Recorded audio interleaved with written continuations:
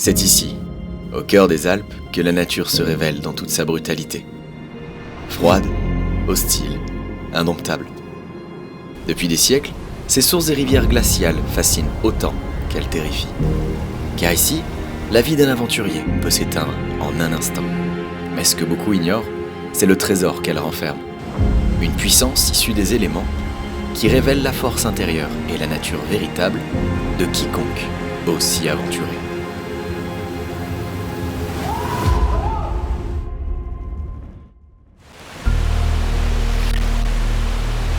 Ok, si tu cherches une méthode naturelle pour améliorer ton énergie, ta santé, ton corps et surtout ton esprit, t'es au bon endroit. Dans cette vidéo, je vais te présenter les bénéfices d'une méthode qui a fait ses preuves, dont on entend également parler de plus en plus et qui pourtant est à mon sens encore trop peu démocratisée, notamment pour ses nombreuses vertus exceptionnelles. Je veux bien sûr parler de l'exposition au froid. Et surtout, je vais te présenter étape par étape comment t'y mettre. D'une simple douche froide à te baigner dans une rivière glacée comme celle-ci. On y va ? Comment ça, c'est moi qu'on attend ? Bah, c'est parti. Commençons par les bienfaits. Premièrement, c'est le bénéfice sur ton humeur et ton énergie. Tu l'as sûrement remarqué si tu l'as déjà essayé. C'est relativement fulgurant, tu te sens incroyablement bien et énergisé après. Et tout ça, c'est dû à nombreux facteurs, notamment la libération d'hormones comme l'adrénaline, la dopamine et les endorphines qui sont libérées dans ton corps juste après une exposition au froid. Deuxième bénéfice, c'est d'un point de vue récupération musculaire. Celui-ci, t'en as forcément déjà entendu parler, notamment dans le domaine sportif de haut niveau et de la compétition. L'exposition au froid après l'entraînement ou après un effort intense permet à tes muscles de récupérer plus facilement. Parce que l'exposition au froid a des propriétés anti-inflammatoires très puissantes qui permettent notamment d'accélérer la récupération musculaire en plus de réduire les courbatures, les gonflements, les œdèmes et les douleurs, faisant de l'exposition au froid un grand allié dans le domaine sportif. Troisième bénéfice, c'est d'un point de vue circulation sanguine. En gros, l'influence bénéfique du froid sur ton système cardiovasculaire, c'est que lorsque tu vas t'exposer au froid, tes vaisseaux sanguins vont se contracter. Puis, lors de la phase de réchauffement, lorsque ton corps va créer de la chaleur, tes vaisseaux sanguins vont se dilater, ce qui là va avoir pour effet de décontracter tes muscles. Et cet effet de pompe, donc de contraction puis de dilatation, va te permettre, à l'image d'un exercice physique, de renforcer tes vaisseaux sanguins. Ce qui va, dans le meilleur des cas, te permettre de réduire certains troubles de la circulation sanguine. Alors bien sûr, le froid ne fait pas tout. Il faut avoir une bonne hygiène de vie à côté. On en était où ?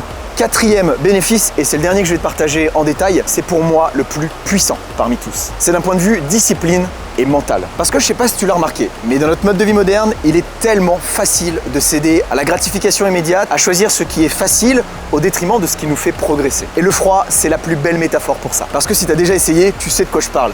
Quand tu vas dans le froid, ton corps te crie par tous les moyens possibles de sortir de là. C'est challengeant, ça peut être douloureux, c'est inconfortable. Bref, il faut fuir cette situation. Sauf que, quand tu décides consciemment de rester par toi-même et d'affronter cet inconfort et d'entraîner ton esprit à non pas choisir la facilité immédiate, au profit de choisir ce qui est certes difficile, challengeant, mais te permet sur le long terme de te rapprocher de tes buts, de te forger, de prendre conscience de tes capacités, ces mêmes capacités que tu ne peux pas explorer lorsque tu restes dans ta zone de confort, de prendre également confiance en toi en te rendant compte que tu es capable de faire bien plus que ce que tu imaginais, et finalement, jour après jour, de te rapprocher de la personne que tu as envie de devenir, et bien sûr, de ce que tu as envie de réaliser avec tout ça. Et tu t'en doutes, tout ça n'est possible qu'au prix d'un inconfort volontaire, celui de ne pas abandonner ce que tu veux plus tard pour ce qui te fait envie maintenant. Ça, c'est littéralement la définition de la discipline. Et une simple douche froide quotidienne, c'est un exercice exceptionnel pour faire croître, entraîner et renforcer ta discipline. Bon, même s'il y aurait encore énormément de choses à dire, notamment sur la gestion du stress, l'amélioration du sommeil, de la testostérone, de ses effets anti-inflammatoires, de la dépense calorique, de la qualité de la peau, des cheveux, enfin bref, il y en a vraiment pour tous les goûts. Et si tu veux plus de détails, j'ai fait une vidéo complète sur le sujet. On va sans plus attendre passer à l'étape suivante et je vais te montrer étape par étape comment démarrer avec le froid et ainsi profiter de ses nombreuses vertus.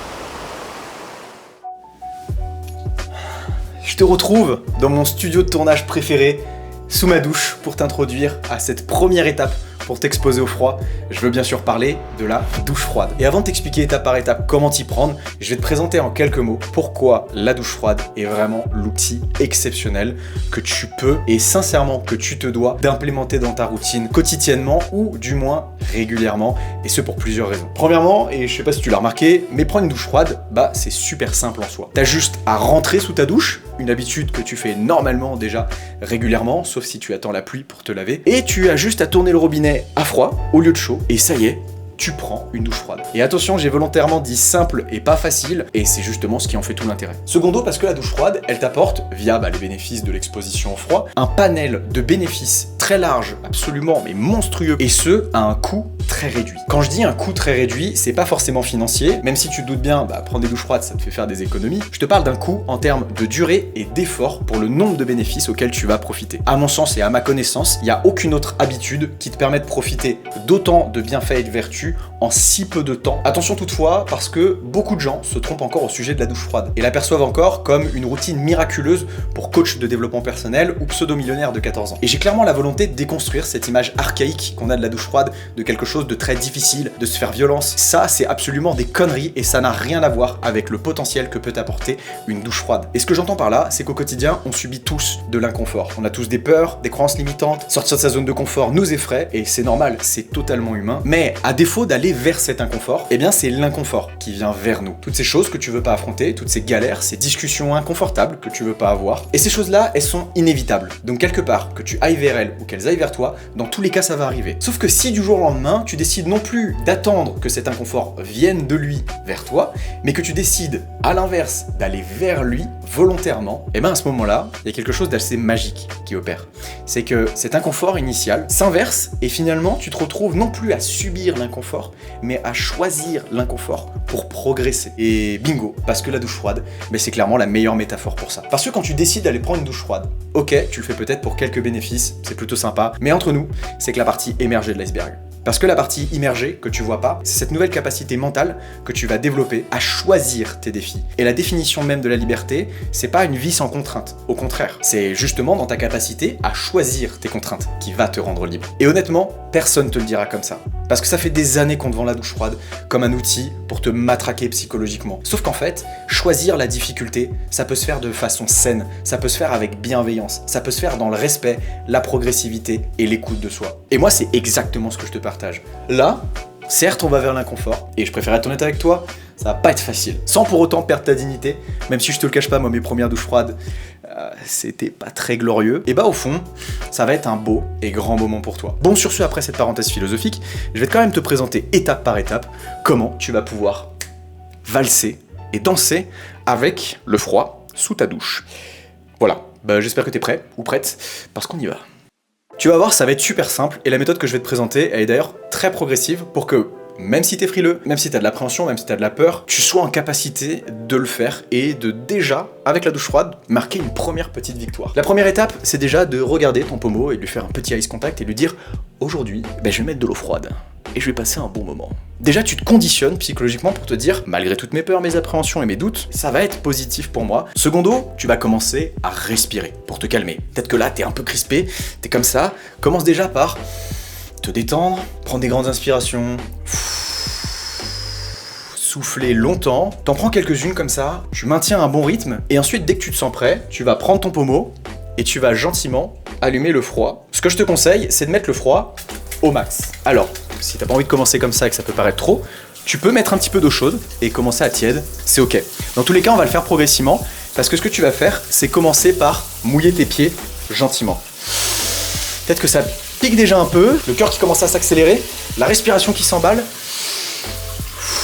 Tu maintiens le rythme que t'avais déjà, et là tu montes progressivement. Les genoux, les cuisses, ça commence à être froid. Le PDC, le fameux, on arrive au nombril. Tu continues à respirer, tu maintiens le rythme, et là après, tu te laisses aller. Tu peux faire les bras, tu peux faire l'autre bras. Je te montre mon biceps en même temps, voilà. Pas mal, hein. Et maintenant après, tu fais le torse, et là c'est la partie généralement où ça souffle un peu. L'exercice, c'est d'aller chercher le confort dans l'inconfort. Et plus tu vas te focaliser sur ta respiration, plus tu vas essayer de garder la maîtrise, moins finalement le froid prendra de place. Et pareil, si tu te crispes, essaye de te détendre au maximum. Parce que le froid, plus tu te tends, plus il te mord. A l'inverse, plus tu vas te détendre, plus il va te lâcher. C'est ça, le réel exercice de lâcher prise. Et ce qui est intéressant de voir avec le froid, c'est que c'est un exercice où tu te sens pas forcément bien au moment où tu le fais. Mais c'est au moment où ça s'arrête que tout prend son sens. Parce que tu te sens incroyablement bien. Ouh. Là, quand tu sors de ta douche froide, tu sens la montée d'énergie. Tu sens que toutes tes sensations, elles sont décuplées. La confiance qui monte aussi.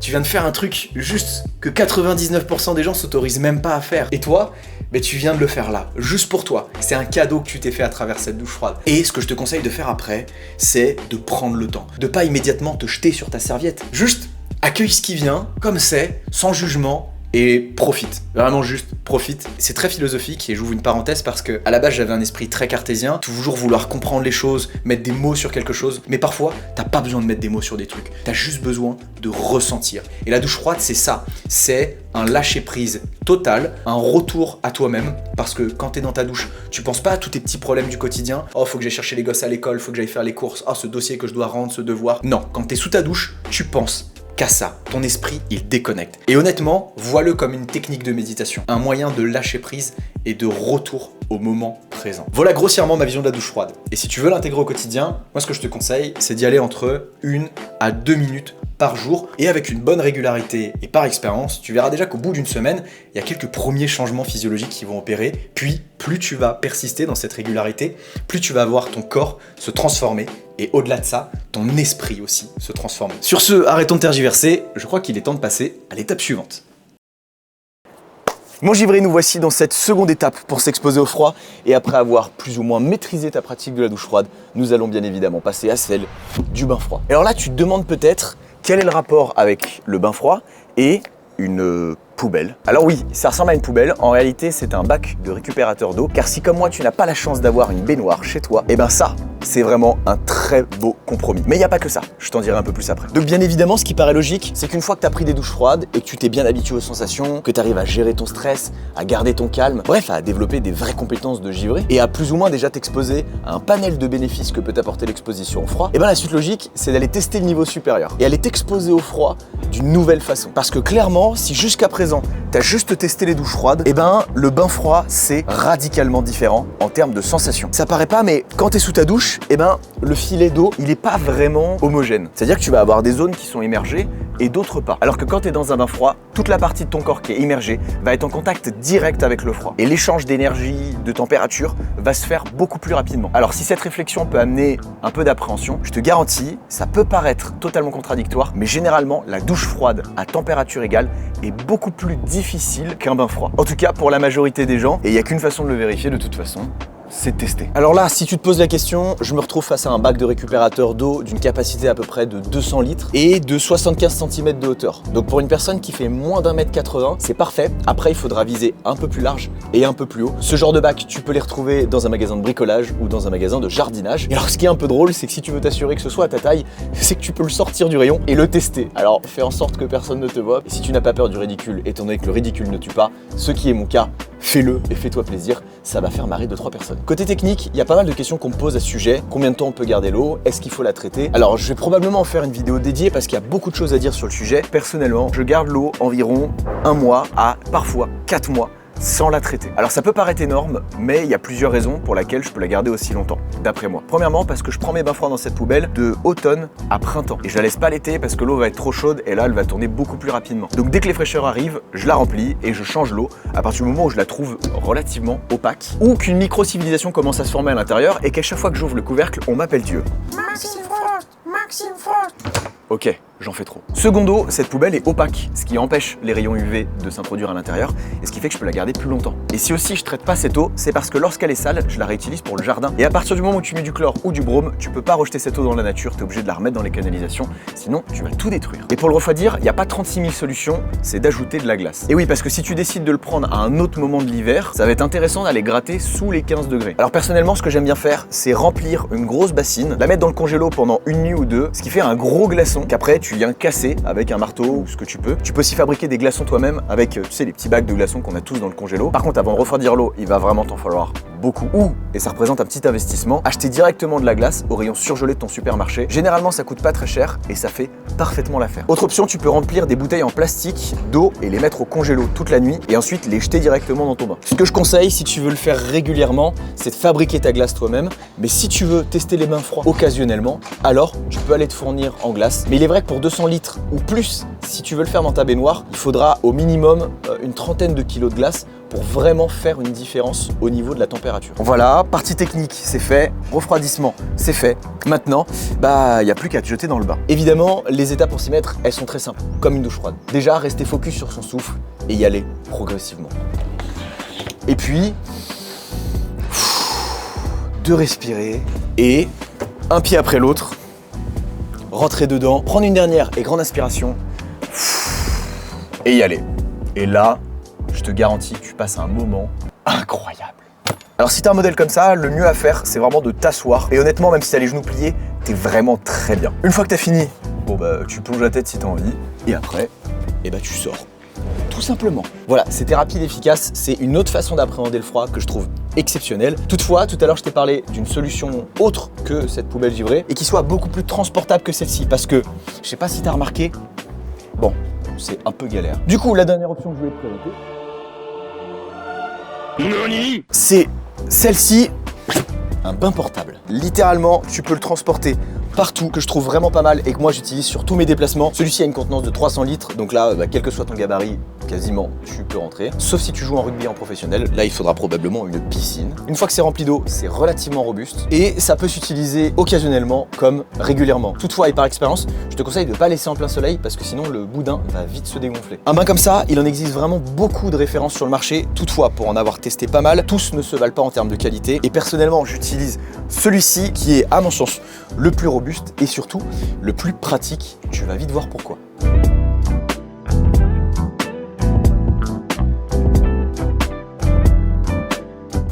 Et voilà, parce que ça rentre dans un simple sac que tu peux transporter absolument partout.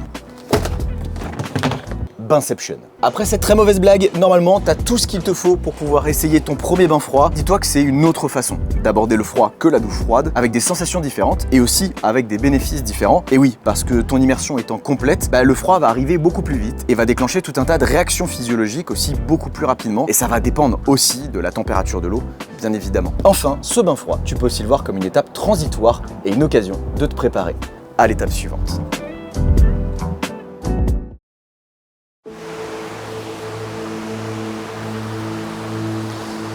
Et voilà, ça y est, on arrive déjà à la dernière étape. Et après t'être exercé avec la douche froide, avoir posé un cadre avec les bains froids, on peut dire que t'es fin prêt à te jeter à l'eau. Toutefois, avant d'aller plus loin, j'ai quand même quelques règles de bonne conduite à te partager. La première, et pour ta sécurité, c'est de ne surtout pas aller dans l'eau tout seul. Parce que même si tu t'es bien entraîné au préalable, tu ne sais pas du tout comment va réagir ta physiologie. D'autant plus qu'en nature, c'est aussi la possibilité de te blesser, beaucoup plus que chez toi, dans le confort de ta douche ou de ton bain. Donc, safety first, comme disent les Anglais, fais-toi accompagner systématiquement sur tes baignades. Et attention, ramène pas ta grand-mère de 80 ans qui serait incapable de venir te secourir. Non, ramène quelqu'un qui est en capacité de te venir en aide s'il t'arrive quoi que ce soit. Deuxième règle, tu te baignes en nature. Et il est bien connu, la nature fait très exactement ce qu'elle veut. Elle est impitoyable et parfois, elle ne prévient pas, surtout en montagne. Alors si tu te baignes en lac, ça va encore. Mais si tu te baignes en rivière, il va falloir être particulièrement vigilant aux crues subites. Là par exemple, le niveau de l'eau est relativement bas, mais il peut monter d'un coup et de 30 cm à 1 mètre en l'espace d'une à quelques minutes.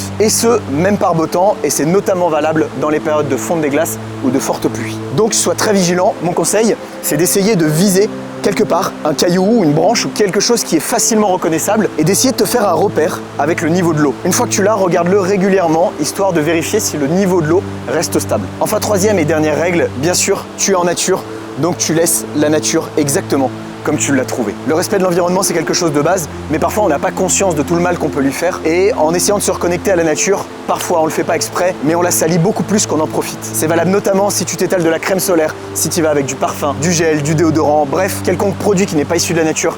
Essaye au maximum de t'en débarrasser pour ne pas polluer l'eau. Même si tu utilises des produits qui sont 100% d'origine naturelle, dans l'absolu, essaye d'éviter. Voilà, après ces 3 règles qui me semblent toutes banales, mais qui sont quand même importantes à rappeler, essayons d'aller nous trouver un petit spot sympa pour aller nous baigner. Hop, tu viens avec moi. Bon, je me suis mis en route pour remonter la rivière par les terres et essayer de trouver un petit coin sympa. D'ailleurs, ça fait quelques années maintenant que quand je vais en nature, j'essaye de recréer le lien. Ça peut être n'importe quoi, juste retirer mes chaussures par exemple comme j'ai fait là. Déjà pour t'immerger et puis aussi pour renforcer ta voûte plantaire, notamment si tu vas en rivière, tu te rendras compte que porter des petites chaussures, c'est sympa, mais en fait c'est facile. Et ça te retire aussi le vrai plaisir et à mon sens, la connexion aussi que tu peux avoir avec la nature, avec les éléments, que tu peux pas avoir avec tous les artifices. Alors vraiment, essaye de recréer le lien par tous les moyens. Fais-le à ta façon, mais juste... fais-le et profite. Ben ça y est, je suis arrivé. Il y a peut-être un petit peu de brouhaha, mais je crois que le spot va te plaire.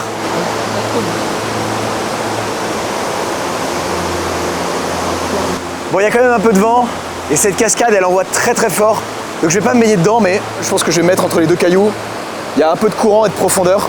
Ouais, ça va être bien. Allons-y. En plus, je suis venu hier dans une eau similaire, et l'eau était proche des 10 degrés. D'autant plus que là, il y a du courant, donc tu perds facile 3-4 degrés. Parce que quand tu te baignes, ton corps va venir réchauffer de l'eau autour de toi et créer une petite pellicule d'eau tiède qui va te permettre de conserver plus de chaleur. Sauf que cette couche, elle est continuellement chassée dans une rivière. Et c'est beaucoup plus challengeant. Crois-moi. On arrive au moment final. J'ai accroché mon micro à mes lunettes. J'espère qu'une chose, c'est que ça va tenir. C'est parti, on y va ensemble. Oh, le bâton. Quand on voit pas ses pieds comme ça, le plus important, c'est de tâter le terrain. Donc y aller vraiment pas à pas, progressivement. Je suis déjà à la taille sans avoir rien fait. On n'oublie pas les essentiels. On respire, on se concentre sur son souffle. Allez, 1, 2, 3. Voilà. Et on respire. Oh la vache! Ah, le courant, on le sent vraiment bien. On plonge jusqu'aux épaules. Et on y va avec le sourire. T'as vraiment l'impression qu'il y a des milliers de lames qui te lacèrent la peau. Il y a une part de masochisme là-dedans. On sent les fourmillements partout. Ça peut piquer aussi les mains, les pieds. C'est tout à fait normal. Si vraiment ça devient trop dur au niveau des doigts, tu peux garder les mains comme ça à l'extérieur. Et une fois que t'as passé quelques minutes, si tu te sens vraiment bien, tu peux tenter un truc fou. C'est de compter jusqu'à 3, prendre une grande inspiration et te plonger la tête.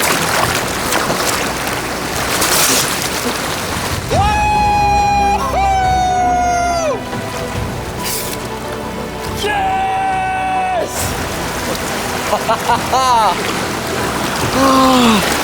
Incroyable, n'est-ce pas?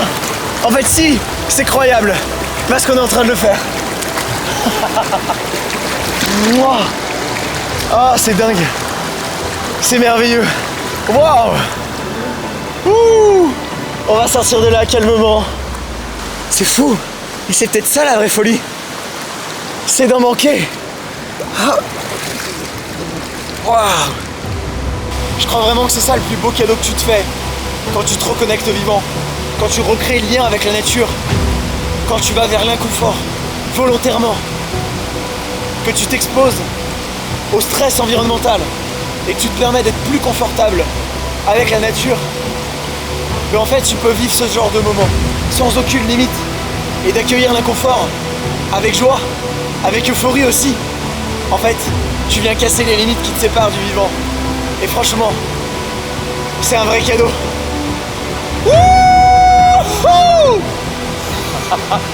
Ah, c'est magique. Bon, maintenant que t'es sorti de l'eau, te dis pas que t'es tiré d'affaire, parce que le vrai travail ne fait que commencer. Parce que quand tu t'es immergé dans la rivière, ton corps a accumulé une dette de froid. Et contrairement à ce qu'on pense, le plus dur, c'est pas quand t'es là-dedans. C'est là, quand tu sors et qu'il va falloir te réchauffer. Parce que cette seconde phase qui arrive, et celle auquel d'ailleurs généralement les amateurs ne font pas du tout attention, c'est la phase de réchauffement. Concrètement, ton corps va essayer de payer sa dette. Et il n'a pas beaucoup d'options pour ça. La première, c'est d'activer la thermogénèse. Il va se mettre à brûler une grande quantité de l'énergie pour la transformer en chaleur. Et la deuxième, c'est ce que je commence à faire, c'est tout simplement de trembler. En gros, c'est des petites contractions musculaires qui vont permettre, par friction, de créer de la chaleur. Tout ça, c'est ce que ton corps fait de lui-même, et il le fait très bien. Toutefois, tu peux l'aider à se réchauffer plus vite avec quelques techniques. D'abord, il y a la fameuse technique de Wim Hof, le Horsten, qui consiste à faire des mouvements lents de droite à gauche en position du cavalier. Mais tu peux aussi rester en simple position du cavalier statique, comme personnellement j'adore le faire, pour venir solliciter de gros groupes musculaires comme tes jambes et tes fessiers, et ainsi recréer de la chaleur progressivement. Et j'insiste bien sur le progressivement, parce que comme avec ta douche froide, essaye pas de te jeter direct sur ta serviette ou de rentrer dans ta voiture et d'allumer le chauffage à fond, parce que tu vas faire tout l'inverse. Et ça va davantage te refroidir qu'autre chose. Parce qu'en te réchauffant trop vite, tu vas perturber ta thermorégulation et le contre-effet, c'est que l'intérieur de ton corps, lui, va se refroidir très vite. Parce que le sang froid contenu au niveau de tes extrémités, donc sur ta peau, tes bras, tes jambes, va directement se mélanger avec le sang chaud à l'intérieur de ton corps. C'est ce qu'on appelle un after drop. Et clairement, t'as pas envie de vivre ça parce que tu peux te mettre à trembler pendant des heures. D'autant plus que tu ne vas pas apprendre à ton corps concrètement comment se réchauffer. Et donc tu vas jamais faciliter la phase de réchauffement parce que ton corps ne va pas apprendre à le faire. Tu ne pourras pas gagner en résistance au froid comme ça sur le long terme. Alors n'oublie pas, réchauffe-toi progressivement, accueille les sensations et bordel, profite. Et voilà mon givré, c'est déjà la fin de cette vidéo. Avant de se quitter, j'ai un petit quelque chose pour toi et pas des moindres. Alors reste bien jusqu'à la fin, on se retrouve encore dans mon studio préféré. En tout cas, j'espère que tu as apprécié ces quelques conseils, cette philosophie autour de l'inconfort, autour des défis, autour du froid. Et si par hasard, ce que je t'ai partagé dans cette vidéo a vraiment fait écho et a résonné avec toi et que tu as vraiment envie de prendre ce challenge, d'aller vers l'inconfort volontairement, de progresser et développer un panel de bénéfices grâce à la douche froide, tu trouveras dans la description un lien pour rejoindre mon défi Givré 7 jours de douche froide où je te guide étape par étape pendant une semaine pour mettre en place cette habitude de la douche froide et de profiter de cet électrochoc positif qui fonctionne comme un levier pour implémenter de nouvelles habitudes saines et surtout pour améliorer ton quotidien. Le lien est dans la description. En tout cas, j'espère que tu as apprécié cette vidéo. Si c'est le cas, n'hésite pas à me dire en commentaire ce que tu penses de la douche froide, si tu l'as déjà essayé ou si tu t'apprêtes à la démarrer juste après cette vidéo. Voir que tu es déjà au stade des bains froids chez toi ou en nature. N'oublie pas de t'abonner, de laisser un pouce givré et bien évidemment, prends soin de ton inconfort. Ciao mon givré.